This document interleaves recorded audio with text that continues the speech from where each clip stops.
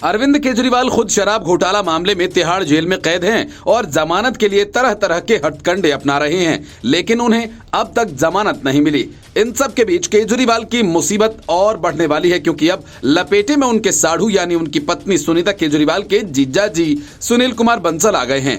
इनके खिलाफ भ्रष्टाचार के आरोपों की जांच अब एलजी वीके सक्सेना ने सीबीआई को सौंप दी है, जिसके बाद दिल्ली में सियासी तूफान आना तय है। दरअसल पीडब्ल्यूडी के 4 इंजीनियर्स पर भ्रष्टाचार का आरोप लगा है। अब दिल्ली के एलजी ने मामले की जांच सीबीआई से कराने की सिफारिश की।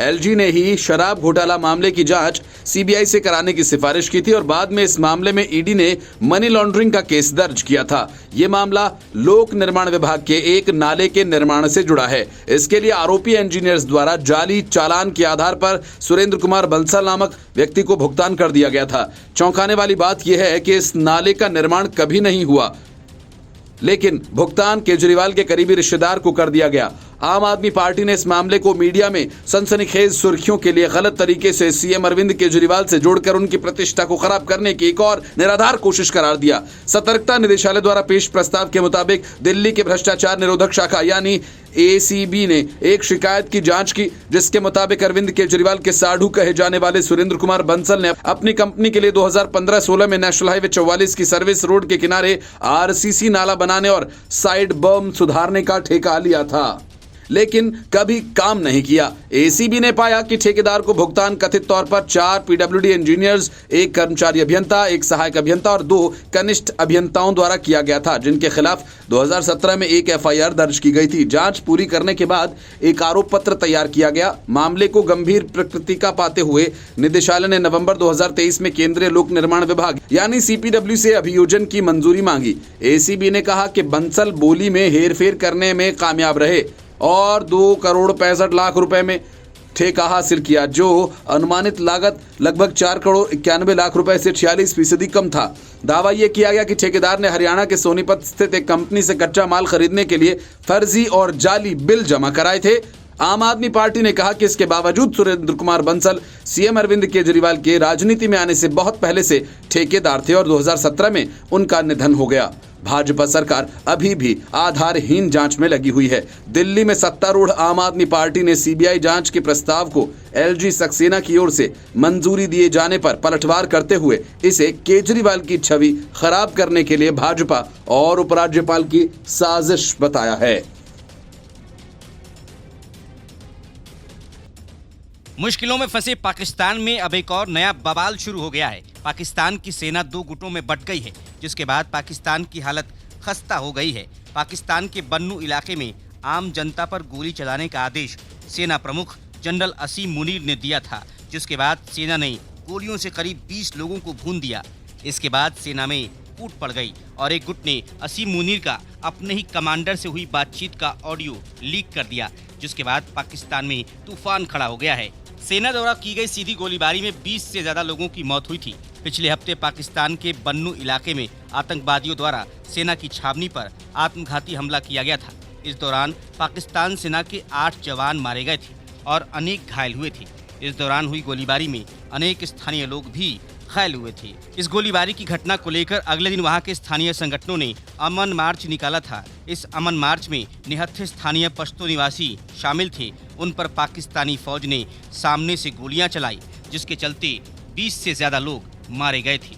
उस समय पाकिस्तानी फौज ने यह दावा किया था कि उन्होंने कुछ गोलियां हवा में चलाई थी और कुछ गोलियां स्थानीय लोगों को लग गई। लेकिन अब बन्नू इलाके में हुई इस बड़ी वारदात के बाद पाकिस्तानी फौज में ही फूट पड़ गई है। पाकिस्तानी फौज के जनरल असीम मुनीर का ऑडियो ही लीक हो गया है, जिसके चलते खौफनाक सच्चाई सामने आई है। जो ऑडियो लीक हुआ है उसमें जनरल असीम मुनीर से उसका बन्नू स्थित स्थानीय कमांडर बातचीत कर रहा है। इस बातचीत में बन्नू का स्थानीय कमांडर वहां के हालात की जानकारी दे रहा है। बन्नू का कमांडर कहता है कि सर, बन्नू की हालत बहुत खराब है, आवाम सड़कों पर निकल आई है और मौजूद है।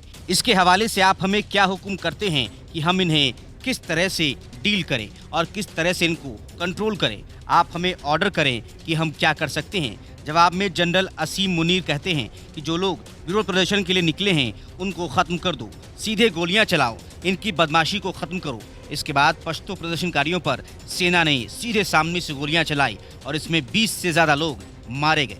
मामले के तूल पकड़ने के बाद पाकिस्तानी सेना में दो गुट बन गए हैं और एक गुट ने बातचीत का ये ऑडियो लीक कर दिया है। पाकिस्तानी फौज के बन्नू स्थित अधिकारियों का कहना था कि हमने वही किया जो हमें आदेश मिला। पाकिस्तानी फौज के जनरल असीम मुनीर के इस ऑडियो टेप के लीक होते ही पाकिस्तान सेना और खुफिया एजेंसी समेत पाकिस्तान सरकार सक्रिय हो गई। तत्काल ये कहा गया कि ये ऑडियो आतंकवादी संगठन द्वारा AI तकनीक के जरिए बनाया गया है, यानी पाकिस्तान सेना ने इसका पूरा ठीकरा पाकिस्तानी आतंकवादी संगठनों पर फोड़ने की कोशिश की। लेकिन वो ये नहीं बता पा रहे हैं कि आम लोगों पर गोलियां चली वो तो पाकिस्तानी फौज ने सीधे ही चलाई थी। तो ऐसे में ये ऑडियो AI तकनीक से बना कैसे हो सकता है? क्या पाकिस्तानी फौज ने भी उस समय गोलियां AI तकनीक के जरिए चलाई थी? फिलहाल इस ऑडियो के लीक होने के बाद पाकिस्तान की सेना बैकफुट पर है और खैबर पख्तूनख्वा और उसके आसपास के इलाकों में लगातार फौज के खिलाफ धरने प्रदर्शन जारी है। Report news of India.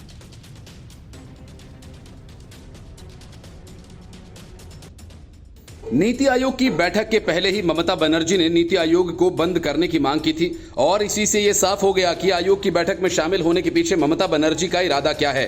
Mamata Banerjee बैठक में शामिल हुई और कुछ देर बाद भुनभुनाती हुई बैठक का बॉयकॉट करके निकल गईं।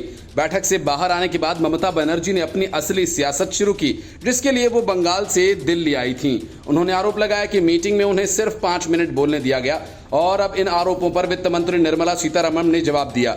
उन्होंने कहा कि माइक बंद करने का आरोप गलत है। पश्चिम बंगाल की मुख्यमंत्री ममता बनर्जी प्रधानमंत्री नरेंद्र मोदी की अध्यक्षता में आयोजित नीति आयोग की बैठक छोड़कर बाहर निकल आईं। उन्होंने आरोप लगाया कि विपक्ष के एकमात्र प्रतिनिधि होने के बावजूद उन्होंने अपने भाषण के दौरान बीच में ही उन्हें रोक दिया गया। फिलहाल सरकारी सूत्रों ने आरोपों को खारिज करते हुए कहा कि ममता को बोलने के लिए दिया गया समय समाप्त हो गया था। टीएमसी प्रमुख ममता बनर्जी आगे कहती हैं कि 5 मिनट बाद उनका माइक्रोफोन बंद कर दिया गया, जबकि अन्य मुख्यमंत्री को अधिक देर तक बोलने की अनुमति दी गई। तृणमूल कांग्रेस प्रमुख ने कहा कि ये अपमानजनक है, मैं आगे से किसी भी बैठक में हिस्सा लेने नहीं आऊंगी। उन्होंने बैठक से बाहर आने के बाद कहा कि मैं बैठक का बहिष्कार करके बाहर आई हूं। आंध्र प्रदेश के मुख्यमंत्री चंद्रबाबू नायडू को बोलने के लिए 20 मिनट दिए गए। इसके अलावा असम, गोवा, छत्तीसगढ़ के मुख्यमंत्रियों ने 10 से 12 मिनट तक अपनी बातें रखी। मुझे 5 मिनट बाद ही बोलने से रोक दिया गया, ये अनुचित है। ममता बनर्जी ने कहा कि विपक्ष की तरफ से मैं यहाँ अकेली हूँ और मैं बैठक में इसलिए हिस्सा लेने आई क्योंकि सहकारी संघवाद को मजबूत किया जाना चाहिए। सरकारी सूत्रों ने कहा कि ये कहना गलत है कि ममता का माइक्रोफोन बंद किया गया। उन्होंने कहा कि घड़ी के अनुसार उनके बोलने का समय समाप्त हो गया था।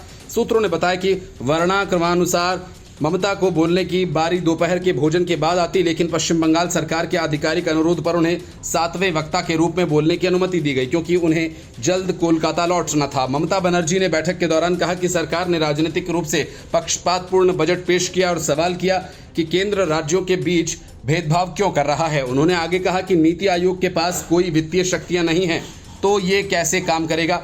इसे वित्तीय शक्तियां दें या योजना आयोग को वापस लाएं। ममता ने कहा कि मुझे 5 मिनट बाद बोलने से रोका गया। मैंने कहा कि यह अनुचित है। मैं विपक्ष की ओर से मौजूद एकमात्र व्यक्ति हूं। मैं इस बैठक में बृहद हितों को ध्यान में रखकर हिस्सा ले रही हूं। उन्होंने बैठक में कहा कि 2024-25 के आम बजट में कुछ राज्यों की अनदेखी की गई थी। ममता बनर्जी ने बैठक में यह भी कहा कि महात्मा गांधी राष्ट्रीय ग्रामीण रोजगार गारंटी योजना यानी मनरेगा और प्रधानमंत्री आवास योजना के तहत पश्चिम बंगाल को केंद्रीय निधि का भुगतान नहीं हुआ। उन्होंने कहा और बोलना चाहती थी। 5 मिनट बाद उनका माइक्रोफोन बंद कर दिया गया।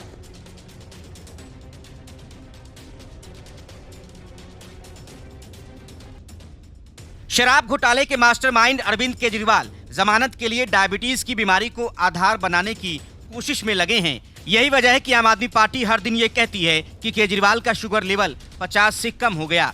अपने शुगर लेवल को कम करने के लिए केजरीवाल जेल में कभी दवा नहीं लेते, तो कभी इंसुलिन का इंजेक्शन और कभी वो भोजन भी डाइट चार्ट के मुताबिक नहीं लेते, ताकि डायबिटीज को जमानत का मेडिकल आधार बनाया जा सके।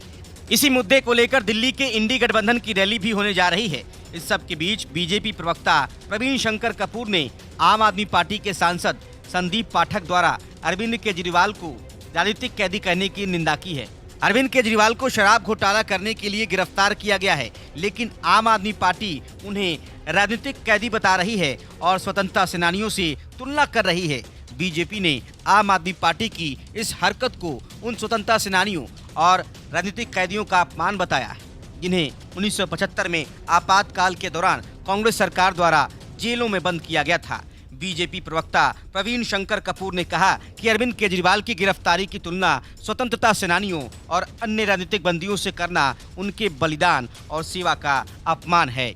दिल्ली बीजेपी प्रवक्ता ने तंज कसते हुए कहा कि आम आदमी पार्टी नेताओं को अपनी दैनिक राजनीतिक नाटकबाजी बंद करनी चाहिए और डायबिटीज को जमानत के लिए चिकित्सीय आधार बनाने की कोशिश नहीं करनी चाहिए। हालांकि उन्होंने डायबिटीज को गंभीर बीमारी बताया, लेकिन ये भी स्पष्ट किया कि इसे जमानत की अनिवार्य शर्त नहीं बनाया जा सकता है। ये एक ऐसी बीमारी है जिससे जेल में बंद सैकड़ों कैदी ग्रसित हैं और जेल में रह रहे हैं। प्रवीण शंकर कपूर ने कहा कि संदीप पाठक और उनके अन्य आप सहयोगियों की समस्या ये है कि वो राजनीति को एक पेशा यानी आजीविका का साधन मानते हैं। उनके लिए राजनीतिक लाभ लेना व्यवस्था का हिस्सा है। उन्हें केजरीवाल और सिसोदिया द्वारा दिल्ली सरकार के शराब घोटाले में लिए गए धन के मामले में कोई गलती नहीं लगती है। उनका कहना है कि संदीप पाठक को केजरीवाल को राजनीतिक कैदी कहने से पहले स्वतंत्रता सेनानियों और आपातकाल के बंदियों द्वारा सहन किए गए दर्द को समझने की कोशिश करनी चाहिए। इसके पहले संदीप पाठक ने कहा था कि केंद्रीय जांच एजेंसियों का लक्ष्य न्याय दिलाना नहीं बल्कि सीएम अरविंद केजरीवाल को प्रताड़ित करना है। अरविंद केजरीवाल राजनीतिक बंदी हैं। तानाशाह उन्हें जेल में बंद करके नुकसान पहुंचाना चाह रहा है। उन्हें जेल में डराने की कोशिश हो रही है। वो न डरेंगे और न ही झुकेंगे। सवाल केवल आम आदमी पार्टी और अरविंद केजरीवाल का नहीं बल्कि देश का है।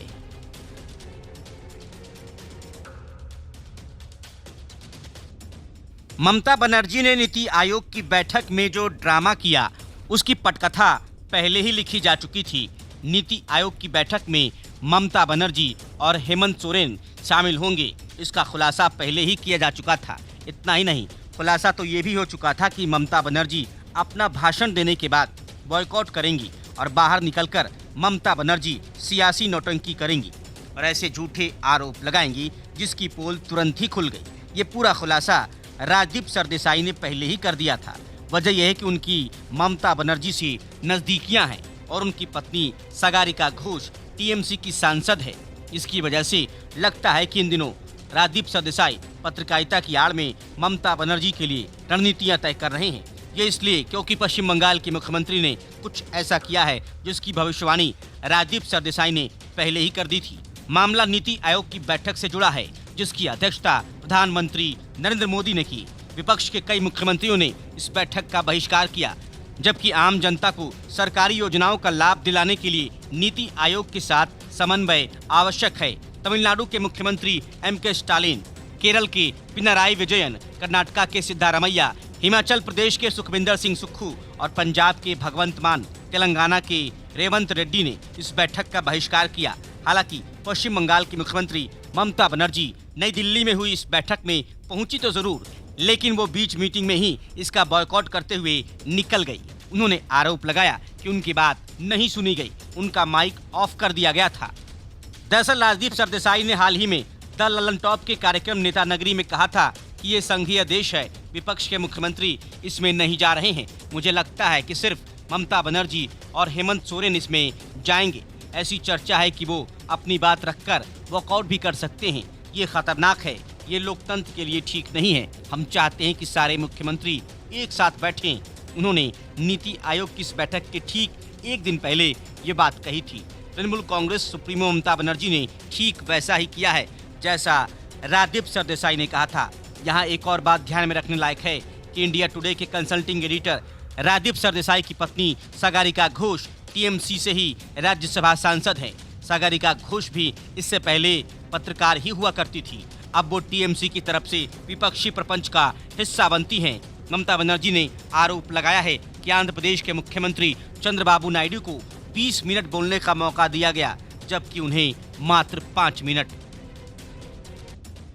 दिल्ली में ममता बनर्जी ने जोरदार सियासी नौटंकी की, जिसकी पोल निर्मला सीतारमण ने तुरंत ही खोल कर रख दी। इसके बाद कांग्रेस नेता अधीर रंजन चौधरी ने ममता बनर्जी के खिलाफ मोर्चा खोल दिया। अधीर रंजन ने कहा कि ममता बनर्जी झूठ बोल रही हैं। उन्होंने ममता बनर्जी के दावे को स्क्रिप्टेड करार दिया। इस बीच उन्होंने राष्ट्रपति द्रौपदी मुर्मू को पत्र भी लिखा है। उन्होंने पत्र में कहा कि ममता बनर्जी दिल्ली में तो संत बन जाती हैं, लेकिन वे पश्चिम बंगाल में शैतान बन जाती हैं। अधीर रंजन चौधरी ने ममता बनर्जी पर एक के बाद एक आरोप लगाए और यहां तक कह दिया कि ममता झूठ बोल रही हैं, उन्हें बोलने नहीं दिया जाता है, वे खुद बंगाल में तानाशाही करती हैं। अधीर रंजन चौधरी ने कहा कि वे नीति आयोग की बैठक के बारे में ममता बनर्जी जो बातें कह रही हैं, मुझे लगता है कि वो झूठ बोल रही हैं। ये बहुत आश्चर्यजनक है कि किसी राज्य के सीएम को बोलने की अनुमति न दी जाए। ममता बनर्जी जानती थीं कि वहां क्या होने वाला है, उनके पास पहले से ही स्क्रिप्ट थी। अधीर रंजन चौधरी ने दावा किया कि जिस तरह से राहुल गांधी की देश भर में लोकप्रियता बढ़ रही है, उससे ममता बनर्जी को जलन हो रही है। अधीर रंजन चौधरी ने कहा कि दिल्ली में ममता बनर्जी संत की तरह नजर आती हैं, लेकिन कोलकाता आते ही इनका रूप बदल जाता है। बंगाल में अघोषित आपातकाल है, तानाशाही का स्वरूप रोज देखने को मिलता है। ममता लगातार झूठ बोल रही हैं, बोलने का मौका नहीं दिया जाता। इतना ही नहीं, अधीर रंजन चौधरी ने यह भी कहा कि चुनाव हो या न हो, बंगाल में जिस तरह की अराजकता का सामना करना पड़ रहा है, नगर निगम चुनाव में हमें वोट देने का मौका नहीं मिला, जबरदस्ती चुनाव जीतते हैं। लोकसभा चुनाव के दौरान वहां केंद्र द्वारा सुरक्षा बल तैनात किए गए थे, इसलिए कुछ स्थानों पर मतदान शांतिपूर्ण ढंग से हुआ, लेकिन हम निश्चित रूप से ये नहीं कह सकते कि सभी जगह मतदान शांतिपूर्ण ढंग से हुआ। राष्ट्रपति द्रौपदी मुर्मू को लिखे पत्र में भी उन्होंने पश्चिम बंगाल में राजनीतिक हिंसा का मुद्दा उठाया है। चौधरी ने 2 पन्नों के पत्र में लिखा कि मैं पश्चिम बंगाल में सार्वजनिक जीवन में शिष्टाचार के कानून व्यवस्था बहाल करने के लिए आपके हस्तक्षेप की मांग करता हूं।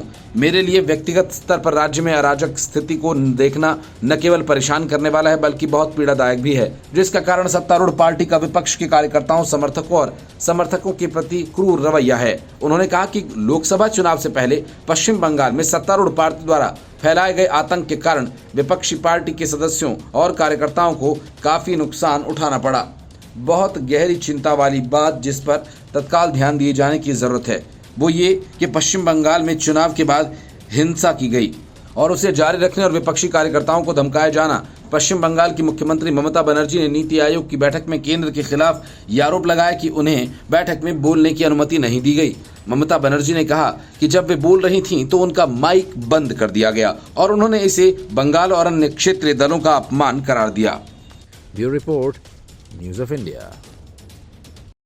बांग्लादेशी घुसपैठियों ने बंगाल, झारखंड और असम में ऐसा तांडव मचाया कि इन राज्यों के कई जिलों की आबादी का पूरा गणित ही बदल गया। हिंदू बाहुल्य जिले में तेजी से मुस्लिम बाहुल्य होना जनसांख्यिकी में आया। ये बदलाव बड़े खतरे की तरफ इशारा कर रहा है। हालात ये हो गए हैं कि अगर इस पर लगाम नहीं लगाई गई तो किसी दिन कोई घुसपैठिया बंगाल का सीएम बन बैठेगा।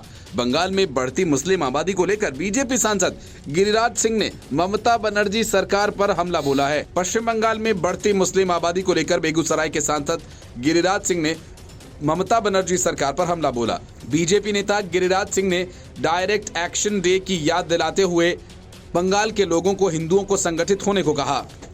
उन्होंने कहा कि आज पश्चिम बंगाल में हिंदू अपने अस्तित्व की लड़ाई लड़ रहा है। इससे पहले बीजेपी सांसद निशिकांत दुबे ने दावा करते हुए कहा था कि झारखंड के संथाल परगना, बिहार और पश्चिम बंगाल के कुछ क्षेत्रों में अवैध रूप से बांग्लादेशी घुसपैठियों के कारण मुस्लिम आबादी बढ़ रही है, जिस वजह से हिंदुओं के गांव खाली हो रहे हैं। सोशल मीडिया पर उन्होंने लिखा कि जिन्ना के अनुयायी सोहरावर्दी ने 1946 में डायरेक्ट एक्शन डे पर बंगाल में लगभग 30,000 हिंदुओं का नरसंहार किया था। गोपाल पाठा ने हिंदुओं को संगठित किया और नरसंहार को रोकने की कोशिश की। अगर आज बंगाल में गोपाल पाठा जैसे लोग नहीं खड़े होंगे तो हिंदुओं को पश्चिम बंगाल खाली करना होगा। आज पश्चिम बंगाल में हिंदू अपने अस्तित्व की आखिरी लड़ाई लड़ रहा है।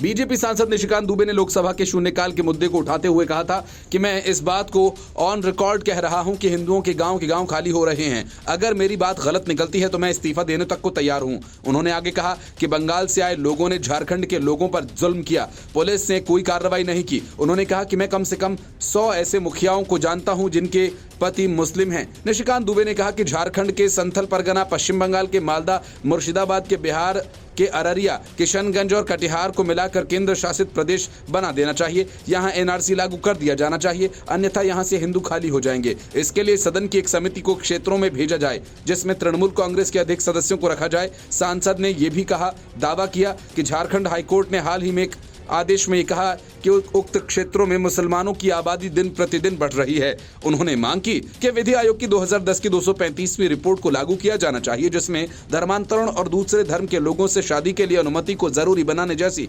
सिफारिशें की गई। उन्होंने बताया कि साल 2000 में बिहार से झारखंड के अलग होने के समय संथाल परगना क्षेत्र में आदिवासियों की आबादी 36% थी, जो आज 26% रह गई है। उन्होंने पूछा कि 10% आदिवासी कहां गायब हो गए। दुबे ने आरोप लगाते हुए कहा कि बांग्लादेशी घुसपैठिए उनके क्षेत्र में आकर आदिवासी महिलाओं से शादी करते हैं। उन्होंने कहा कि मेरे संसदीय क्षेत्र की एक विधानसभा में 267 बूथ्स पर मुसलमानों की आबादी 117% तक बढ़ गई है। पूरे झारखंड में 25 विधानसभाओं में मुस्लिम आबादी 110 से 123% तक बढ़ चली। उन्होंने आरोप लगाते हुए कहा कि पिछले दिनों झारखंड के पाकुर में दंगा हुआ क्योंकि पश्चिम बंगाल के मुर्शिदाबाद और मालदा से आए लोगों और बंगाल पुलिस ने स्थानीय हिंदुओं को मार भगाया। Bureau report, news of India.